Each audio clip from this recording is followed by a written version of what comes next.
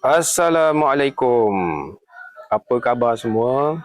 Selamat Hari Raya Aidilfitri. Maaf zahir dan batin. Tahun 2026. Baik, hari ini saya nak review satu motor. Motor marahin. Honda Wave Alpha 110cc. Motor ni saya baru saja beli dalam 2 bulan yang lalu. Baru beli. Okey. So far saya dah jalan jauh ulang-alik ke Kuala Lumpur. Mileage pun dah tinggi. Baru 2 bulan pakai. Hari-hari ulang-alik. Dah 6,000 dah mileage. Tapi plastik meter pun tak buka lagi. Dah 2 kali saya servis minyak enjin. Tukar minyak enjin. Okay. Dan motor ni kondisi dia standard lah. Macam mana you all tengok, kondisi dia standard.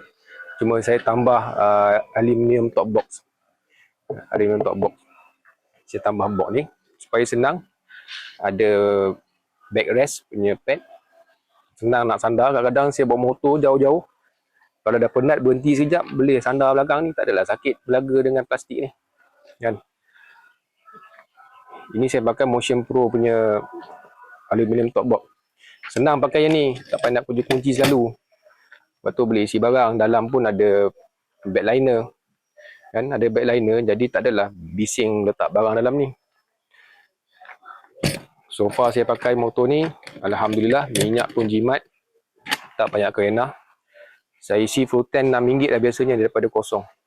RM6 kalau harga minyak terkini lah subsidi. Saya isi RM6. Saya boleh ulang alik Bentong, KL. Daripada Bentong pergi ke KL. KL balik ke Bentong. Dan Bentong sampai Genting Sempah. Kalau isi full tank. So jimat lah minyak dia. Dan minyak jimat.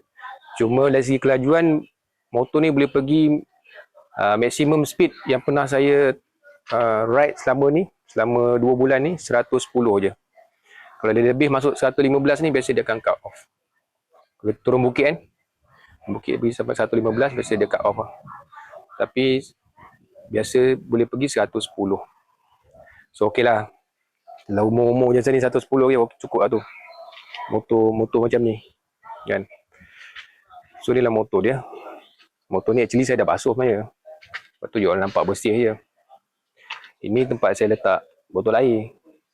Ini stiker EV ni memang dah ada masa beli motor. Ya, ini pun saya dah tambah. Visor ni. Murah ni. So motor ni ada guna disc brake Nissin standard lah tu. Honda dia akan pakai Nissin. Okay, dia pakai Nissin. Tayar pun standard. 70, 90, 17. Ni ruang dalam. Motor ni saya dah basuh, jadi orang nampak bersih lah. Kan? Saya kalau basuh motor memang dengan bawah-bawah dalam-dalam ni pun saya cuci. Kan? Supaya bersih. Kita minat kan. Sebab tu you all tak nampak kotor.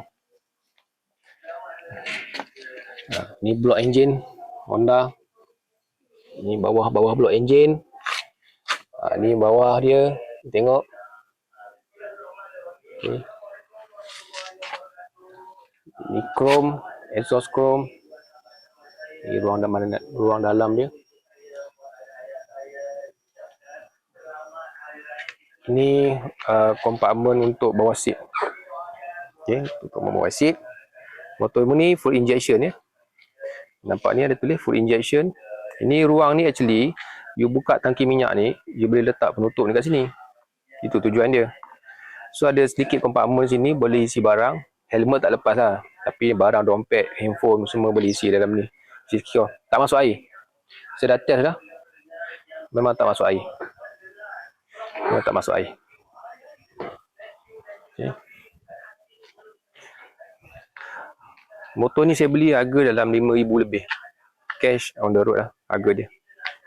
Harga RM5,000 lebih. Mula-mula dulu kita fikir jugalah kan nak compare dengan motor satu jenama lagi tu. Sebab harga lebih kurang sama.